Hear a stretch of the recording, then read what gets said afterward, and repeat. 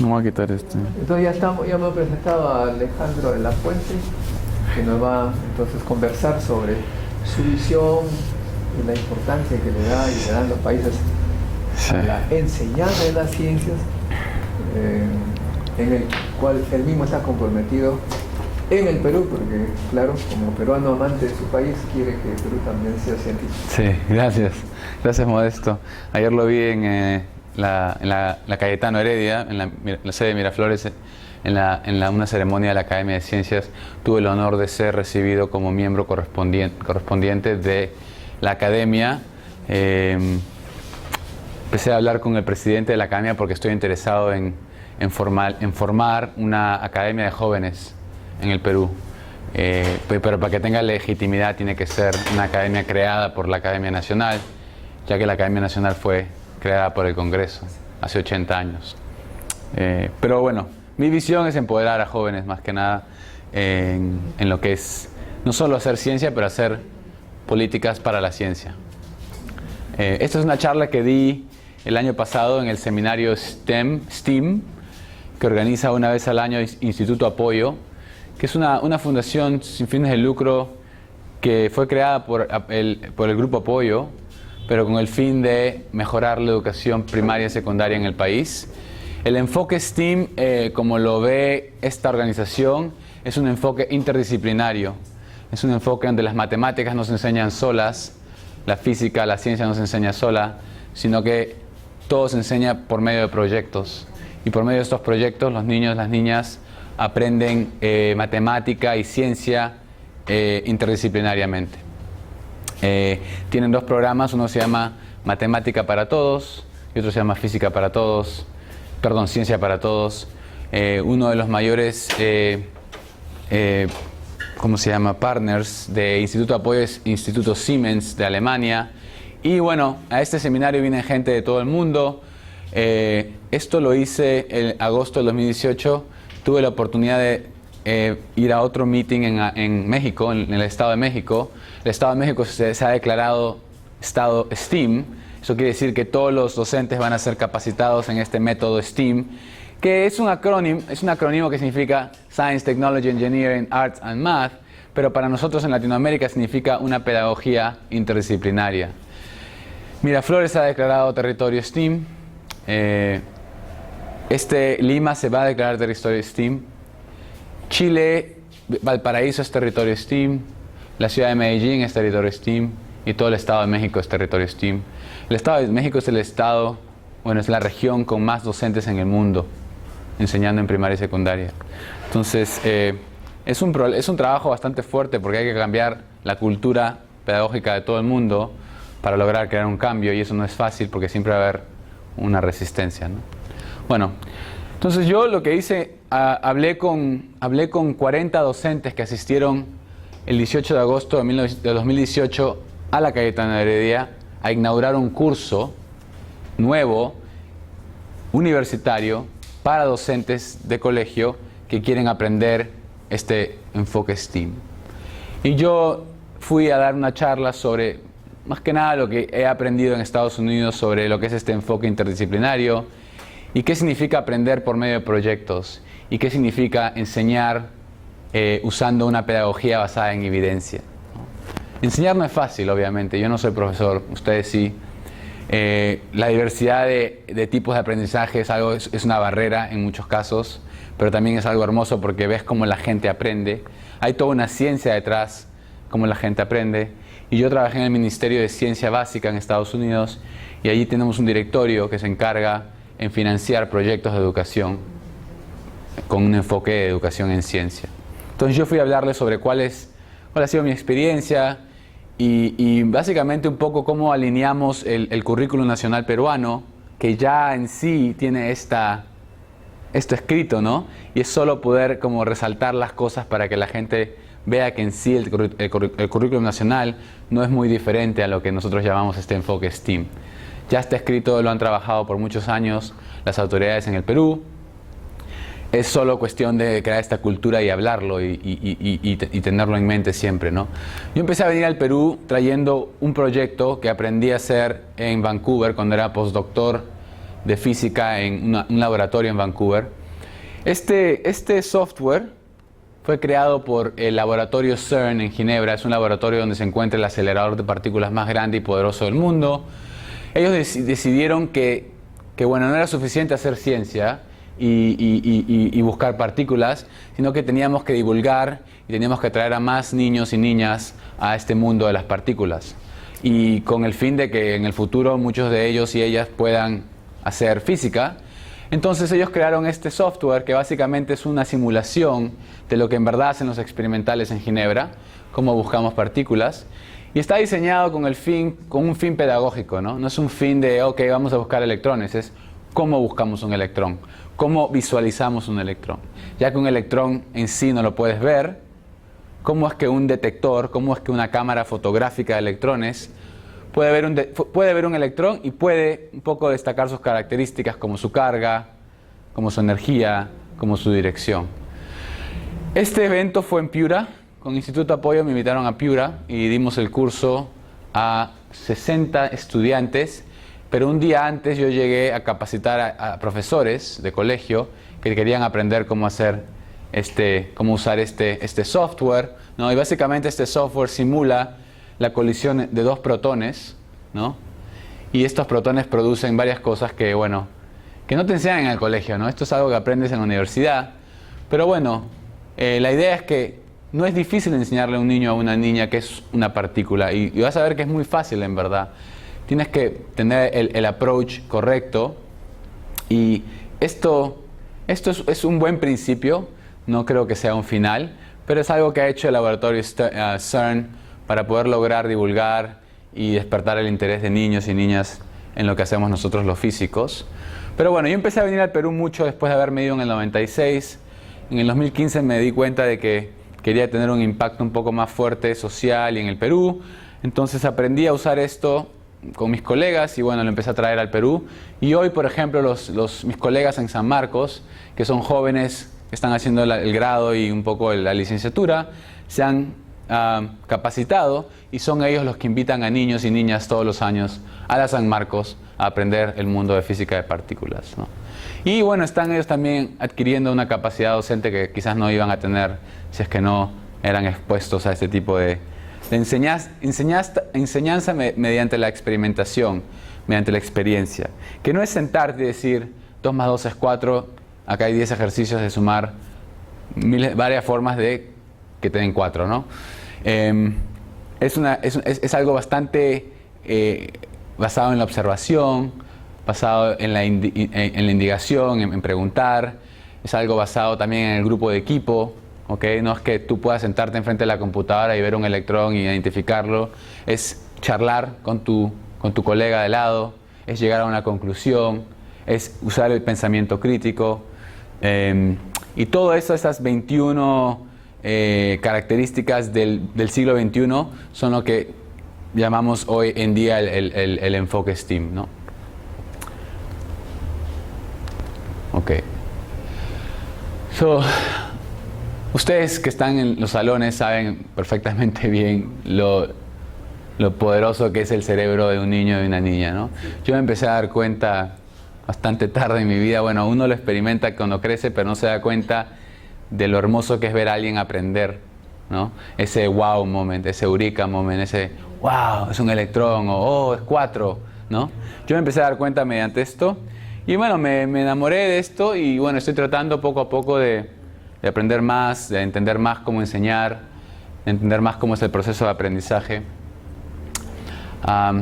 Y cómo logramos llegar a establecer una pedagogía que llegue a los diferentes tipos de aprendizaje, ¿no?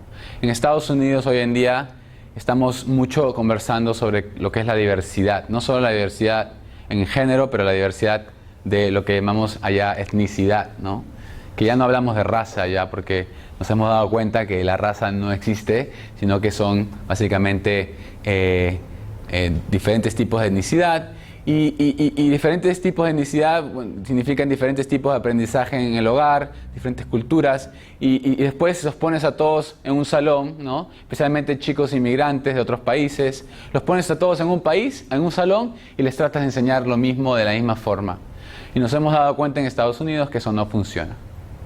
No funciona porque no estás despertando el interés de esta persona. Digamos que estuvimos en ejercicio, 20 personas se enganchan con el ejercicio y otras 20 no.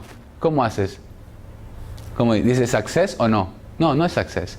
Si no todos aprendieron, no es success, ¿no? Entonces, ¿cómo empiezas a empezar a entender la forma del aprendizaje de diferentes tipos de personas y cómo empiezas a generar y crear una pedagogía, ¿no?, individual tuya para poder lograr que todo el mundo pueda aprender, ¿no? Lo bueno es que ahora vivimos en esta época de cambio, ¿no? Y tenemos mucha tecnología para lograr hacer esto, pero tampoco nos han capacitado en la universidad para usar todo el poder de la tecnología para poder llegar a donde queremos llegar, ¿no? Quería recordar esto un segundo. Esto es muy importante. ¿Ustedes qué creen que están haciendo estos dos niños en este momento? Lo que el profesor está indicando. ¿Tú crees? Al principio quizás. Pero después, ¿qué crees que está pasando? O sea, el profesor dice, Armen, ¿qué está pasando en el cerebro de estos niños? Pasar su curso. ¿Tú crees? Yo creo que están pensando bastante, están profundamente pensando. Están conflictuados, quizás están un poco entretenidos, pero están súper serios. Para mí esto es una evidencia de que están metidos en el problema, ¿no? Es un crimen romper este proceso. ¿Okay? Este proceso requiere paciencia, este proceso requiere cultivación, regar, ¿no? Este es el proceso que tenemos que poder generar en el salón, porque cuando uno promueve la memorización, promueve el estudio, digamos, ven a clase, yo voy a hablar, tú vas a escuchar, acá hay 10, 20 problemas, regresa al día siguiente y vamos a conversar sobre los problemas, cuál es la respuesta, si la respuesta está mal, 0, ¿no? Eso es lo que hacemos, yo también lo he hecho, ¿no? Yo he enseñado laboratorio. Pero ¿por qué no preguntarle a un alumno, ¿por qué llegaste a esta conclusión no correcta? ¿Qué fue lo que te llevó a concluir que la forma de armarlo, la forma en que tú lo armaste era la correcta y no la forma en que yo te dije que lo armaras, ¿no? Eso me hace recordar en la sierra, los niños agarran las piedritas, Ajá. en su casita, Ujú. piedritas, empiezan a jugar. Claro. Así. Y eso es una forma de aprendizaje también. Quizás no el aprendizaje que necesitamos a nivel, ¿no?, de secundaria, pero el desarrollo es natural. O sea, yo creo que el estado más crítico es este estado, donde los niños y las niñas empiezan a crear sus propias modalidades de aprendizaje, de cómo atacar un problema. Y eso es lo que nosotros hemos roto por mucho tiempo, para mí, ¿no? Es no dejar el tiempo para que estos niños y niñas logren pensar, así lleguen a la respuesta incorrecta, ¿no? Y entender ese proceso en el cual usaron para llegar a esa respuesta, sea correcto o incorrecto, ¿no?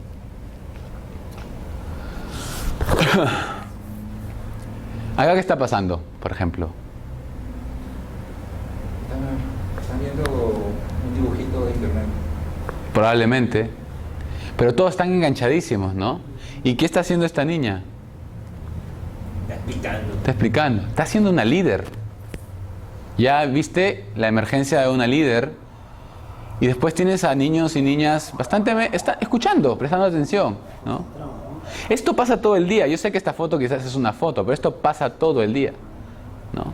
Y también muchas veces rompemos este proceso porque requiere trabajo llegar a este momento, requiere dejar que los alumnos se desordenen un poquito, que hagan un poco de ruido, requiere trabajo. Pero si uno empieza a crear este tipo de pedagogía en su salón y logra este proceso, va a haber un momento de desorden. Pero yo te apuesto que se van a ordenar solos si es que lo que les estás dando es interesante, ¿no? Y tienes que convencerlos de que es interesante. Y decirle que es interesante no es suficiente para convencer a alguien que es interesante, ¿no?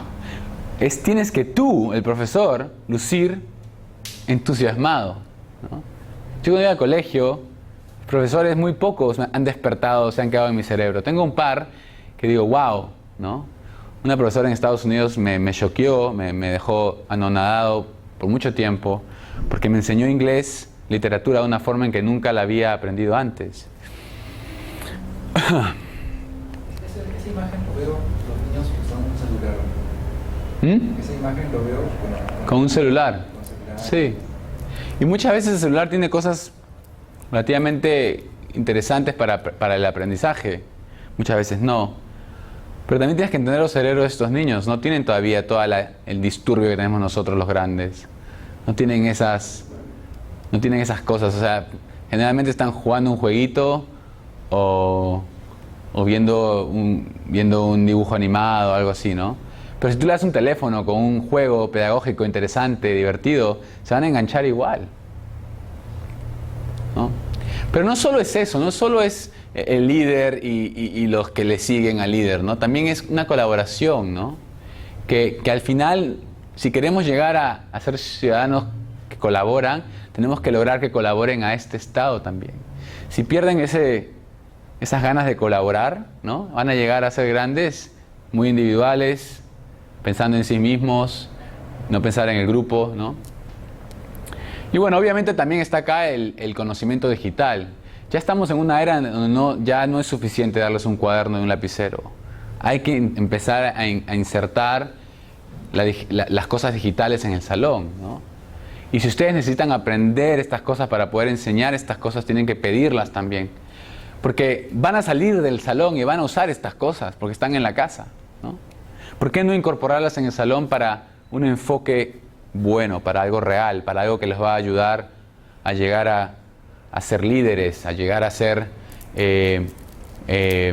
empresarios, a llegar a ser emprendedores, después matemáticos, físicos, llámalo lo que quieras, ¿no? Bueno, esta es otra parecida, ¿no? Sí. Y después las cosas son más complejas, ¿no?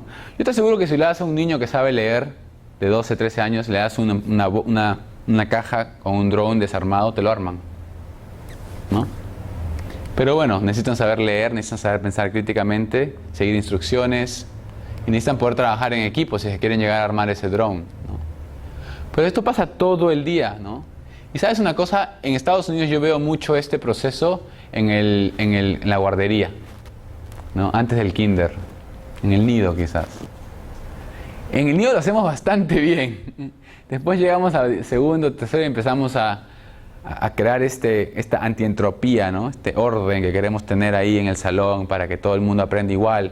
Y en verdad no están aprendiendo igual. Muchos de ellos no están aprendiendo. Period. El método de yo te hablo y tú me escuchas ya no funciona por la diversidad que hoy en día tenemos en el salón, en el pueblo, en cualquier lugar. ¿Okay? Y si tú haces lo que hemos estado acostumbrados, o por ejemplo nosotros hemos aprendido de otra forma, yo también he aprendido de la forma tradicional, vas a ver más y más y más de esto. ¿Por qué? Porque se van a ir a sus casas y van a engancharse con la digitalización, van a ir a jugar con sus amigos, sus amigas, van a jugar apps, ¿no? Puede que sean buenos apps, ¿no? Y también eso depende mucho de la familia, ¿no? Si la familia está interesada en el aprendizaje del niño, van a fomentar el aprendizaje en casa, y si no, no. Y los únicos responsables somos nosotros, ¿no? Y al final nos quejamos de que no tenemos buenos ciudadanos. El enfoque STEAM, como lo ve el Perú, es un enfoque de un completo ciudadano. O sea, y el próximo año yo les aconsejo que vayan al seminario STEAM con Instituto de Apoyo y escuchen un poco sobre lo que ellos piensan. Para mí también es un enfoque ciudadano, ¿okay? Es crear ciudadanos conscientes, ¿no? Y yo estoy bastante en shock esta vez que he venido a Lima porque veo muchas cosas muy buenas ahora, que tampoco las veo en otros países donde voy. Ya veo un reciclado bastante completo en muchos lugares. He visto que el tráfico ha mejorado un poquito. Veo que hay mucho, estamos progresando bastante. Veo que tenemos los Juegos Panamericanos. Eso ha logrado la colaboración de mucha gente que quizás piensan todos diferentemente. Muchos querían el juego, ¿no? Otros no, pero al final es todo un éxito, ¿no? La gente está feliz, todos los peruanos nos hemos unido atrás del deporte. ¿Por qué no unirnos atrás de esto? De la educación, ¿no? Entonces, bueno, yo acá estoy para advocar que el modelo del profesor que enseña a los alumnos aprenden, el profesor habla y los alumnos escuchan, el profesor tiene la información y eso, etcétera, ya no es un enfoque que funciona y no es un enfoque que está alineado al siglo XXI, al siglo de la información, al siglo del conocimiento. ¿Okay? ¿Por qué? Porque tenemos tanta información en la internet, por ejemplo, y muchos de estos niños y niñas, si tienen una buena formación en casa, van a aprender mucho más rápido que otros.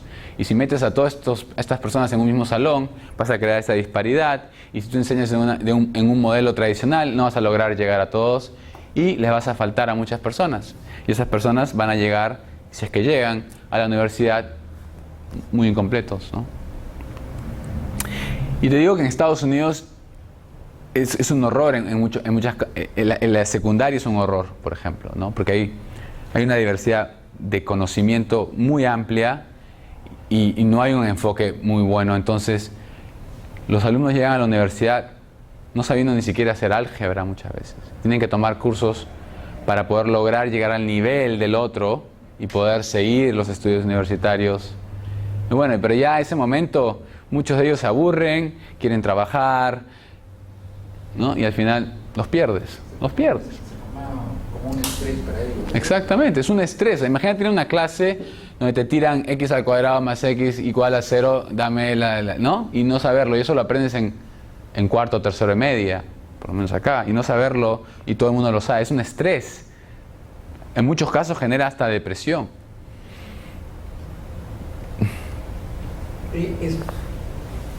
Se habla mucho de la presencia china en Estados Unidos. A los jóvenes chinos, así temprano, 12, 14 años allá, ¿cuál es la interacción que tienen con la cultura americana? No, bueno, yo he estado en Vancouver, en Canadá, y en Canadá, en Vancouver hay una presencia china, pero una presencia china de muy alta clase, mucho dinero. Van y sí, se integran rápidamente. Ahora en Nueva York, donde vivo, no hay mucha integración. Los chinos tienen su calle, sus tiendas, sus colegios. No, ni siquiera muchas veces hablan inglés. Eso es en Nueva York. En Washington D.C. sí, pero en general el chino que recién llega a Estados Unidos no se incorpora. Es la primera generación chino-americano que sí. Y sí, se incorporan y logran ser parte del sistema, pero vienen también con otra mentalidad, esa mentalidad de querer ser excelente, ¿no? Y en verdad lo logran. O sea, los chinos cuando hay chinos en clase, uno sabe que ahí va a haber un nivel bastante alto. Porque ellos van a forzar ese nivel, si no se aburren, no aprenden. Pero bueno, sí, ahora hay otro problema en Estados Unidos con China, pero es por el abuso del intellectual property, como se dice. O sea, hay una tensión muy grande entre China y Estados Unidos ahora en lo que es las ciencias, porque Estados Unidos se está culpando a China de que se está llevando la propiedad intelectual. Y hay una persecución de chinos en este momento que no se ve mucho en las noticias, pero está, ¿no? Ya por otras razones. Porque China está invirtiendo mucho en traer de vuelta a todos sus científicos que están siendo entrenados en otros países. Está ofreciendo mucha plata, mucha flexibilidad, etc. Pero si me preguntas cómo es el modelo chino de aprendizaje, no lo sé. Pero yo creo que ellos tienen otro tipo de estrés, es un estrés más como familiar de ser excelente, ¿no? Yo quisiera un poco dejar aparte la familia, que es importante, pero nosotros los docentes considerarnos esa familia que va a formar al ciudadano del siglo XXI. ¿Okay? Eso es lo que yo quisiera un poco enfocar. Que, o sea, pueden pasar muchas cosas en los hogares y va a estar mucho fuera del control de nosotros, pero lo que podemos controlar nosotros es el salón y cómo aprenden los niños y las niñas en el salón. Y si queremos ver un país o una sociedad mejor, tenemos que empezar en el salón con el enfoque STEAM, que es un enfoque de una formación ciudadana más que nada. ¿Okay? Y suena poético, pero en verdad no lo es. Yo creo que por lo menos inculcar el pensamiento crítico, como en la primera figura, ya es muy poderoso, porque estás dejando que los alumnos se desenvuelvan solos, ¿no? No están siendo forzados a dar una respuesta. Es dejar que se desenvuelvan únicamente como individuos, no como masa. Eso es lo que quisiera yo que saquen de acá hoy. Obviamente que tiene que haber un orden, porque si no el salón se vuelve una discoteca, pero tienes que poder crear ese ambiente donde cada alumno pueda desenvolverse como es y tratar de dejar que sean lo mismo, porque nunca lo van a hacer. Y si tú tratas de que sean lo mismo, vas a generar un estrés, como dijiste, que puede hasta tener consecuencias negativas en el desarrollo de la personalidad de esa persona. ¿No? Entonces, estas son las 6 cosas que, bueno, yo hablé el año pasado acá. Pensamiento crítico y la capacidad de resolver problemas, colaboración y comunicación, creatividad e imaginación, ciudadanía, conocimientos digitales y el liderazgo y desarrollo personal. Yo trabajo en la Academia de Ciencias de Nueva York con gente mayor. Mis miembros, mis 10.000 miembros, son gente que está haciendo el doctorado o ya están haciendo el postdoctorado. Y vienen a mi programa porque no les enseñaron jamás cómo escribir un resumen. No les enseñaron jamás cómo liderar en su laboratorio, en sociedad. No les enseñaron jamás cómo charlar con otras personas en, no sé, en una reunión de biología, si son biólogos. Allá le decimos networking. No les enseñaron todas estas skills, ¿cómo se dicen? Estas herramientas para lograr no solo ser un científico en un laboratorio desarrollando problemas, sino en Estados Unidos un científico se muere si no tiene plata. ¿Ah? Habilidades. Un científico en Estados Unidos no tiene plata, no produce. Porque muchos experimentos hoy cuestan millones de dólares. En mi campo, si yo quiero poder producir, necesito tener estudiantes trabajando para mí. Y si no les pago un sueldo, porque en Estados Unidos te pagan por estudiar, yo no puedo hacer todo. Entonces, mucha de esta gente está terminando el doctorado, está empezando su carrera profesional y no tienen idea ni siquiera cómo aplicar a financiamiento federal, ¿no? No saben concursar. Eso es un problema que podemos empezar a arreglar. Vamos a empezar a arreglar ya en el bachiller o mucho antes, ¿no? Tengo un programa que se llama el Science Alliance Leadership Training. Es para chicos en general tratamos de atraer a estudiantes que son de otros países, de otras culturas, y es para gente que está haciendo el doctorado. Y son 5 días y trabajamos con un psicólogo que se enfoca en lo que es cómo funciona una organización. O sea, una organización es un conjunto de gente que piensa diferente, pero que tiene una misión y es el éxito de la organización, ¿no? ¿Cómo logras que una organización funcione? Nosotros vemos desde afuera que funciona. Bueno, muchas veces no, la verdad que no, ¿no? Pero, ¿cómo funciona, por ejemplo, Apple? ¿Cómo ha logrado Apple ser Apple? Es convenciendo a su gente de que la cultura Apple es más que la producción de una computadora, ¿no? Yo si quieren, léanse la biografía de Steve Jobs, por ejemplo, ¿no? Pero eso es lo que estamos tratando de enseñar. Es más allá de publicar, de hacer investigación, es cómo desarrollar a otras personas también, ¿no? No es fácil.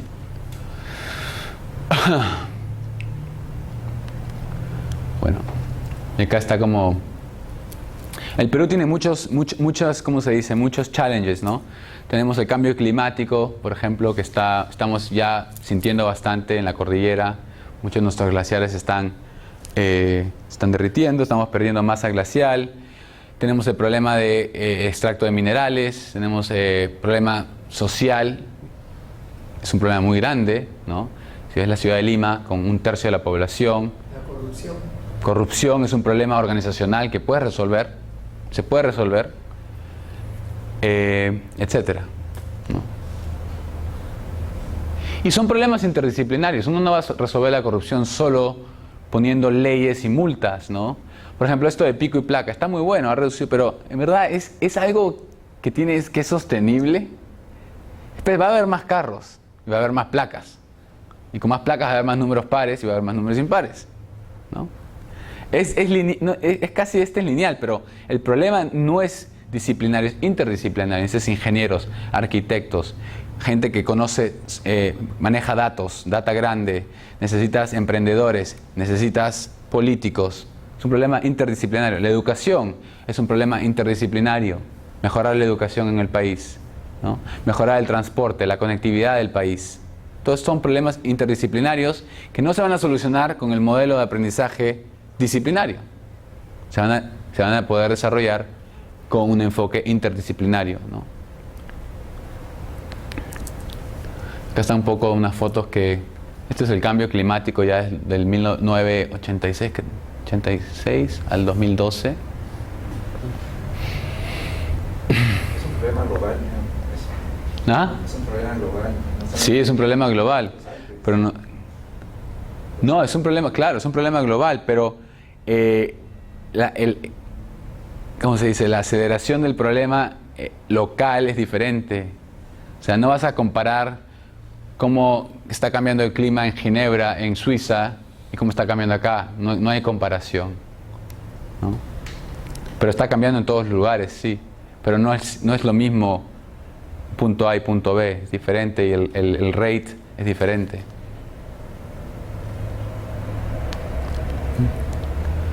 Y esto es, bueno, este es el enfoque STEAM. Y para crear un enfoque STEAM se necesita la A, ¿ok?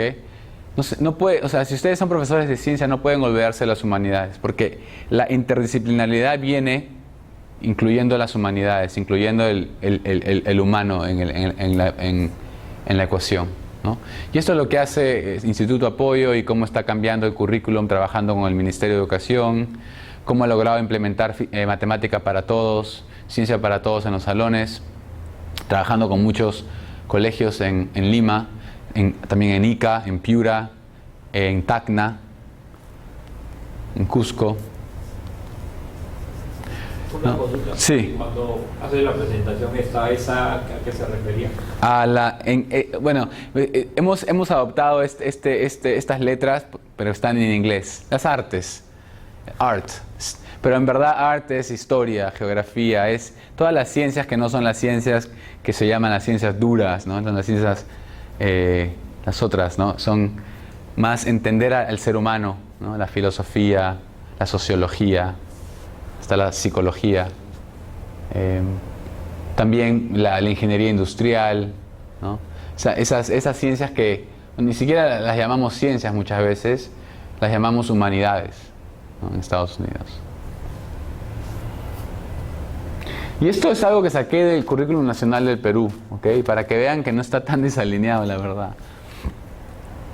El estudiante se reconoce como persona valiosa y identifica con su cultura en diferentes contextos. ¿Ustedes sintieron esto en el colegio? Honestamente. ¿De cultura? Sí, claro. ¿Sí? Ok. Esto está bien entonces. ¿Pero te reconocías como una persona valiosa? Valiosa. ¿Lograste tú sentirte valioso dentro del colegio? Yo no. No, cuando estaba en el colegio supuestamente si estabas en un colegio era valioso y no estar en el colegio no era valioso. Claro, eso es muy binario, ¿no? En Estados Unidos hay miles de estudiantes que aprenden, que están hasta el año 11 o cuarto de media y estudian en casa. Y son igual de buenos que los que no. Claro, es igual que mi salón de clase, bueno, como son muy grandes, yo digo, a ver, levante la mano los que han usado champú de mujer. Nadie va a levantar la mano. Entonces le vuelvo a repreguntar, ¿no? ¿Cuándo llegó al Perú el champú de hombre? Hace como 4 años nomás. Pero todos nos bañamos con Jones o con Sedal, ¿no? Recién en el Perú, ajá, cuando vinieron el champú de hombre, creo que fueron 2006, recién todo lo que es champú de hombre realmente. Porque no, en el Perú nunca se hablaba de champú de hombre, siempre era champú en general. Ahora un ejemplo, ¿por qué no decir quién usaba champú de mujer y dejar y aceptar que hombres van a usar shampoo de mujer toda su vida? Pero por eso es algo sacante. Es como decir, por en la actualidad, digo, a ver, ¿quién iba a subir al metro de Lima? Hay gente que no ha subido todavía. Sí, yo he subido. ¿A qué altura está el pasamano del metro de Lima?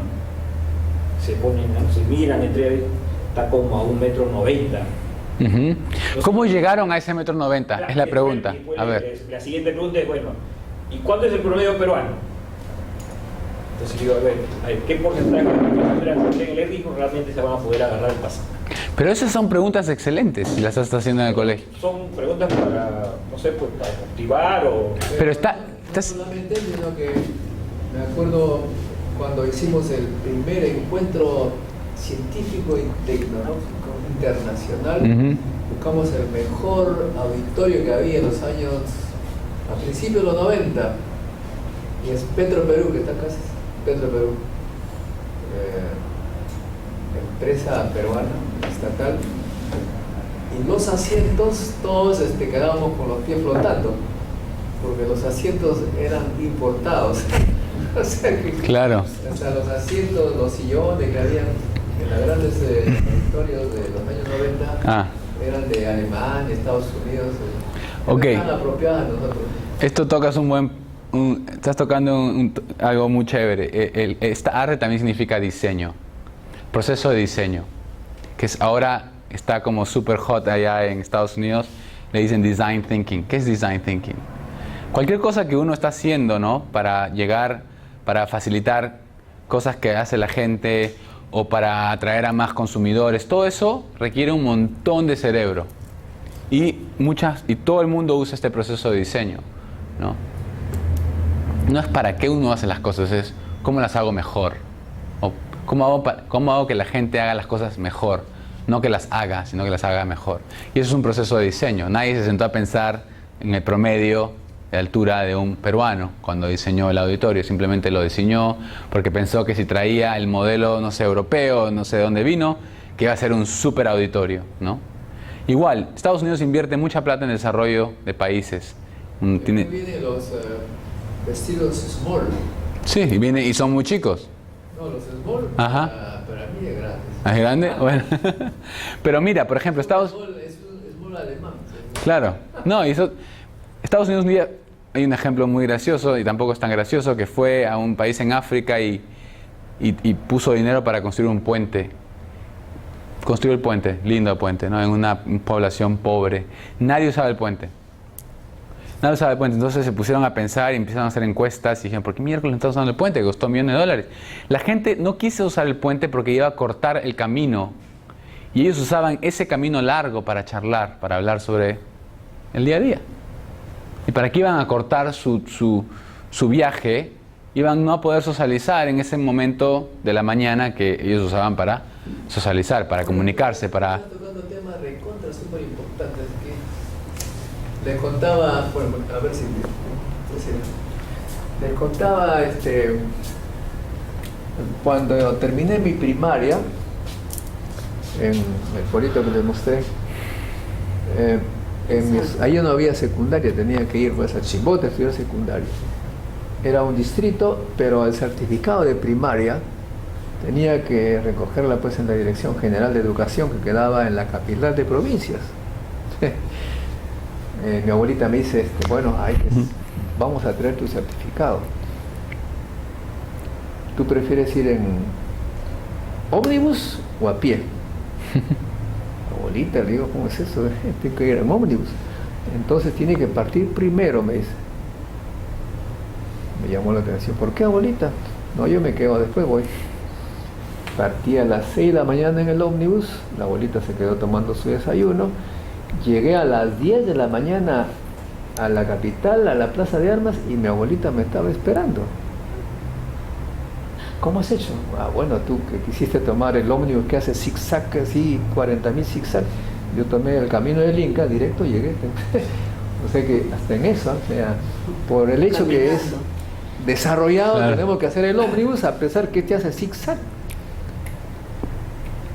Eso en 1990 y tanto estuve en Surrey, en Inglaterra, y como ya en esa época más o menos me gustaba hacer difusión, me dijeron, hay un tipo que le gusta hacer difusión y tiene un programa de televisión en Inglaterra y en Estados Unidos, ya me olvidé cómo se llama. Fui a ver la charla y hablaba de los inventos. Y le hice la pregunta, ¿por qué cree usted que los incas no inventaron la rueda? Y él me dijo una cosa que me sorprendió, me dijo que el hombre nunca inventa cosas que no le sirven. Y es verdad, bueno, claro, sí. ¿Y cómo es eso? Bueno, cuando vayas a Machu Picchu, ¿conoces Machu Picchu? A ver, Gonzalo, dije que no. ahí sabrás por qué. Claro. Fui a Machu Picchu, no sé si ustedes habrán tenido esa experiencia, bajamos en Machu Picchu haciendo zigzag, y cada vez que volteábamos había un niño que nos hacía así, el mismo niño, al final pedía su dólar. O sea que la rueda se inventa, después me llamó la curiosidad, ¿dónde se inventó la rueda? Hace 5.000 años, en la ciudad de Ur, que era una planicie. Una pampa. Porque la rueda tiene su ventaja en la planicie. Claro. Cuando hay cordilleras no es ventaja, será ventaja para bajar, pero para subir. Claro. No, verdad. O sea que... Y el proceso de diseño no ha sido incorporado en el aprendizaje tradicional, y ahora que estamos pensando en el aprendizaje interdisciplinario hay que incluirlo, porque el proceso de diseño es crítico, especialmente si queremos crear cosas que la gente necesita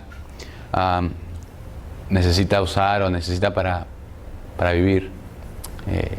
No estoy hablando tampoco de la ciencia básica, ¿no? O sea, yo me he enfocado mucho en la ciencia básica. Ahí sí uno se tiene que especializar, pero eso es una opción al final, ¿no? Porque yo me considero un ciudadano que puede lograr, o sea, me salí de la academia, ahora estoy trabajando en políticas, ahora estoy trabajando en desarrollo científico, de científicos, pronto estaré en otro lugar, ¿no? Entonces me he movido un poco también en mi carrera, ¿no? Y ha sido, bueno, por mi interés en aprender, porque yo no tuve el honor de seguir este enfoque STEAM de chico, pero bueno, he tenido esas ganas de aprender que todo el mundo tiene, sino que sí, bueno, crecí en un ambiente en mi hogar donde sí me empujaron a aprender más de lo necesario, entonces tuve eso, pero en el colegio no tuve, especialmente porque me mudé a Estados Unidos de chico, a los 14, a empezar el high school, y la verdad que no sé si cómo sobreviví, en verdad, porque me tiraron ahí y dijeron sobrevive, ¿no? Nadie te da información, nadie te dice cómo graduarte, nadie te dice qué cursos tomar, sobrevive, ¿no? Hay que entender bien el contexto donde estamos y hay que adaptarnos, ¿no? Otro, el estudiante interpreta la realidad y toma decisiones a partir de conocimientos matemáticos que aporten a su contexto. Me encantó tu ejemplo. Tú le preguntas a alguien qué tan alto está el pasamano del metro, ¿no? Yo te aseguro que mucha gente van a primero pensar qué tan alto soy yo, ¿no?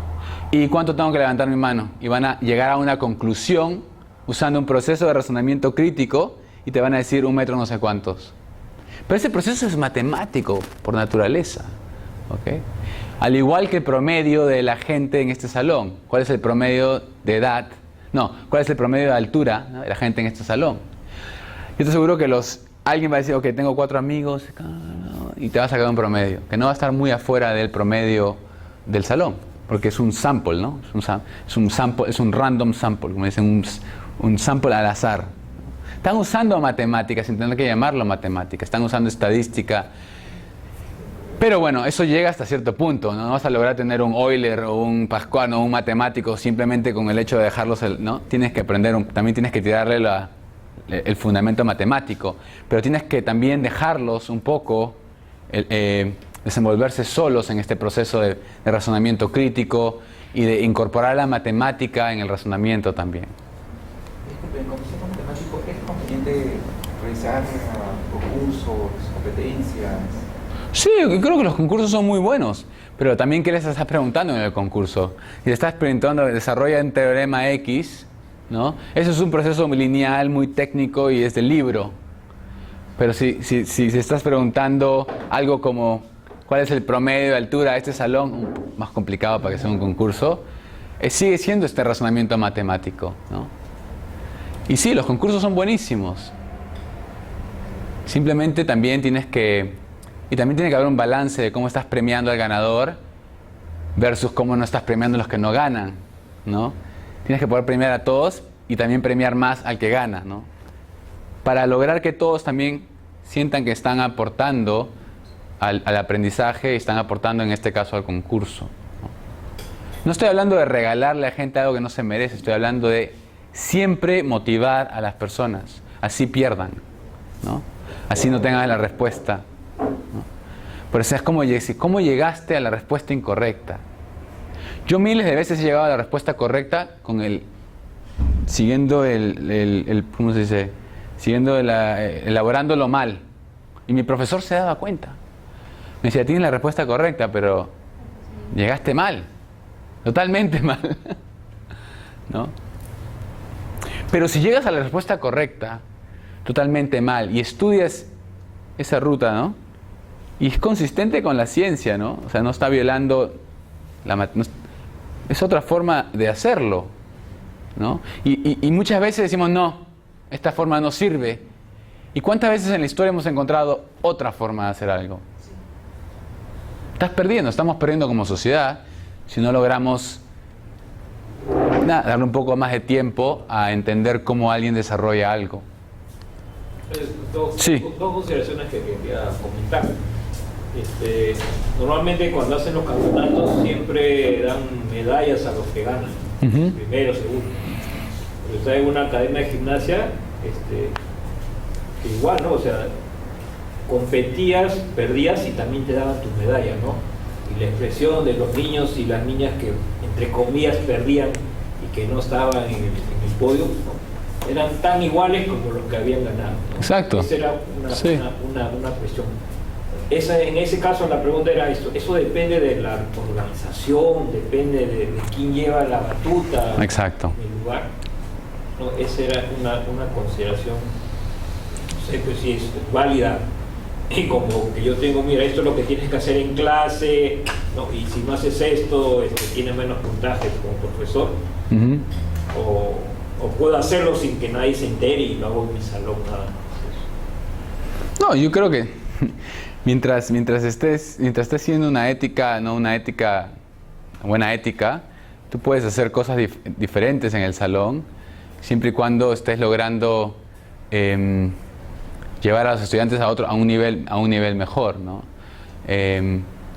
Ahora, si estás totalmente ignorando lo que te dice la universidad, o sea, hay cosas que, bueno, estás en un sistema también, ¿no? Tampoco no estoy advocando que te vayas fuera del sistema. Estoy advocando un poco más usar el salón como un laboratorio de observación. Estoy advocando por cómo cultivar mejor a nuestros estudiantes, ¿no? Usando técnicas más humanas, que es como, ok, ¿quieres más tiempo para pensarlo? Piénsalo. ¿Cómo lo estás pensando? ¿Por qué lo estás pensando así? Tener ese diálogo que hemos perdido, ¿no? Si te están dando un libro y el rector te dice que ese es el libro, vas a tener que usarlo, porque si no vas a perder tu trabajo. Pero si tú piensas que ese libro no es el indicado, vas a organizarte con otras personas que piensen que ese libro no es el indicado y vas a lograr quizás cambiar el libro, ¿no? Pero no estoy abocando que violes las reglas, simplemente que seas un profesor que tenga en cuenta que cada individual es diferente. Eso es lo que estoy abocando. Que no todos aprendemos igual y que todos podemos aprender. Si es que tenemos las facultades completas, porque hay gente que aprende diferente y hay gente que está limitada por un hándicap, ¿no? Y también tenemos que poder reconocer eso, porque hay niños y niñas que tienen una condición y que no pueden aprender en ese contexto y tenemos que sacarlos, porque si no los vamos a perder también. Asperger, autismo, etc. ¿Okay?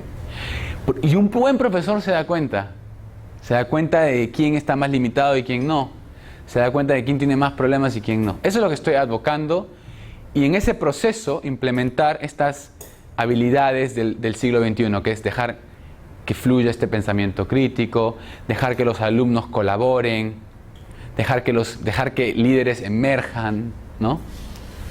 Y implementar esas tácticas en tu salón. Si tú identificas a alguien que puede ser un líder, úsalo a tu favor, que te ayude en este proceso de investigación, porque estás haciendo investigación en tu salón. Estoy advocando porque tú te conviertas en un investigador del aprendizaje y te adaptes. Y es divertido, la verdad que es divertido.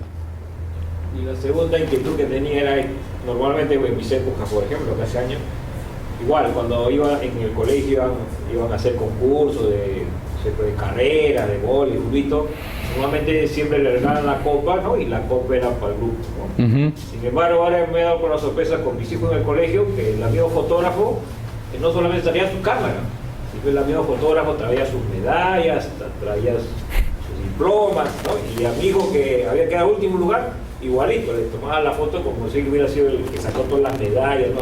hasta le daban su copa, ¿no? Más copas más grandes, ¿no? Sí. Esa inquietud, por ejemplo, del señor fotógrafo, es una inquietud confiada, es una inquietud que él vio el panorama más adelante.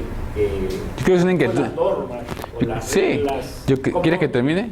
Ah. Pero estamos ya unos Ya, minutos más. ok. Yo creo que es una inquietud de alguien que siente que hay un problema que hay que resolver y empezó a tomar acción, ¿no? Y empezó a lograr un cambio. Si tú tienes una inquietud y sabes que cambiar las normas un poquito no va a generar una tensión en la organización, puedes empezar a hacerlo. Si tienes una inquietud un poco más grande, más burocrática, tienes que poder lograr satisfacer esa inquietud, llegar a resolver esa inquietud por medio del diálogo con tus colegas, con la administración, etcétera, ¿no? Y todo va a empezar dentro del salón, porque si tú vas a usar tu salón como un laboratorio de investigación, que es muy divertido, vas a lograr identificar problemas que nadie se dio el tiempo de identificar. Y vas a poder empezar a advocar por tus estudiantes, por el aprendizaje en tu colegio, etcétera. Y ahora termino pronto. Bueno.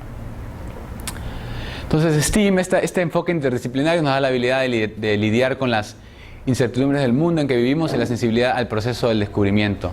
No solo en cómo los conocimientos y habilidades son transferidas, ¿ok? Que es lo que hemos hecho hasta ahora. Estas son las estrategias, pueden leer. Y por ejemplo, yo a esta edad voy a conferencias donde juego. Esta es una conferencia donde traemos a científicos con artistas y acá el proyecto era construir una caja con los materiales que teníamos que pueda contener el sonido lo más posible. Y la verdad es que muchos de nosotros nos olvidamos que sabíamos física y empezamos a usar common sense, ¿cómo se dice? Sentido común. O sea, ¿qué cosas pueden lograr, no?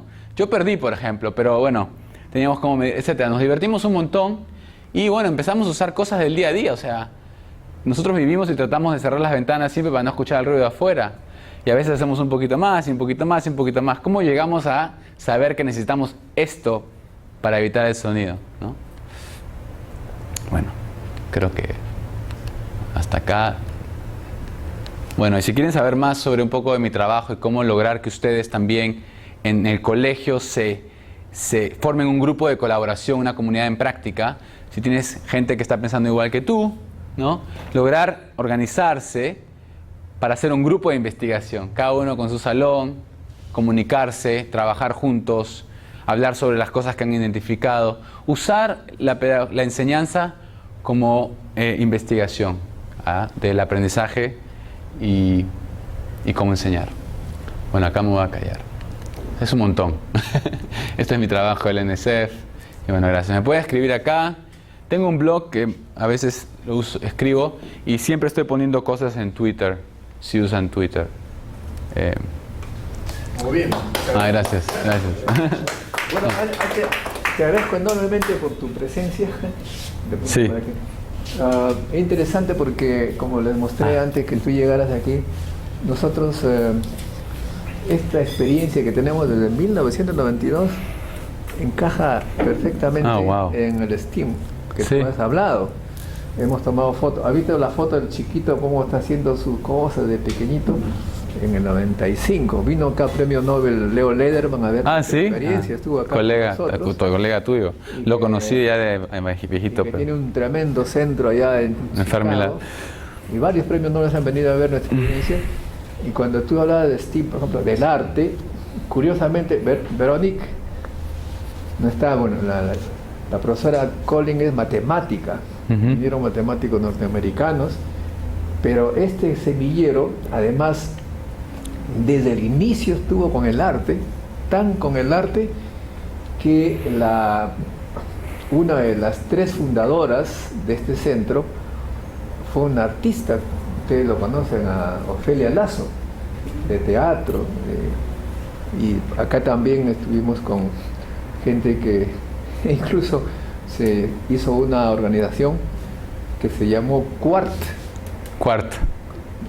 El quark, pero con la T al T. final. O sea que este asunto, le decía a los amigos, es curioso porque empezamos eso desde el 92 y ahora está en inglés, pero la gente le hace más caso cuando está en inglés. Claro. Es un asunto Y también mostramos también algunas fotos que hay chicos desde pequeñitos que se mostraba el liderazgo, cómo mostraban su computador, explicaban al premio Nobel lo que hacían, en fin, y el ambiente familiar, de amistad que se ha generado y lo mostramos en las fotos. De modo que estamos muy contentos que esta experiencia ahora esté a nivel nacional, con el grupo de apoyo que tiene, por supuesto, el apoyo de las empresas. Sí. Pero nos gustaría que también tú de vez en cuando vengas, pues nos pases la voz para presentarte a los grupitos que tenemos aquí. Sí, y me encantaría. vengas también al Encuentro Científico Internacional, que hay miles de jóvenes profesores que están atentos a los profesores que vienen de fuera. Son los primeros días de enero y los primeros días de agosto. Tú pones Encuentro Científico Internacional, ves allí. En enero este año, por ejemplo, siempre están dando iniciativas, tú tienes muy buenas iniciativas. Como iniciativa de ellos se organizó el primer encuentro entre empresarios y científicos. Estuvo el más poderoso de todos, Roque Benavides, que es un gran empresario, además opinólogo, como le llaman, y estuvieron también gente de Sinapsis, Texas, ¿no? Sinapsis. Sí, estuvo gente de Texas,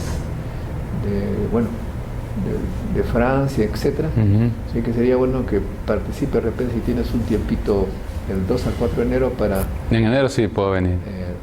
Para el encuentro que haremos con los empresarios nuevamente, y que estos se convencen que también necesitan ciencia, ¿no? Sí. Esa es la idea. A mí me gustaría implementar este programa de liderazgo que tengo y adaptarlo a este contexto. En contexto de... Ahorita he recibido dinero para trabajar con científicos que quieren trabajar con profesores en colegio. Entonces nosotros tenemos un programa en que ponemos un científico en el salón una vez al año. Ese científico trabaja con un docente y trabajan juntos en un proyecto, pero nosotros hemos identificado que hay mucha tensión a veces entre el científico y el docente, que no se entienden. Especialmente el científico a veces piensa que puede entrar al salón y hacer lo que le da la gana, ¿no? Pero no es así, ya sabrá.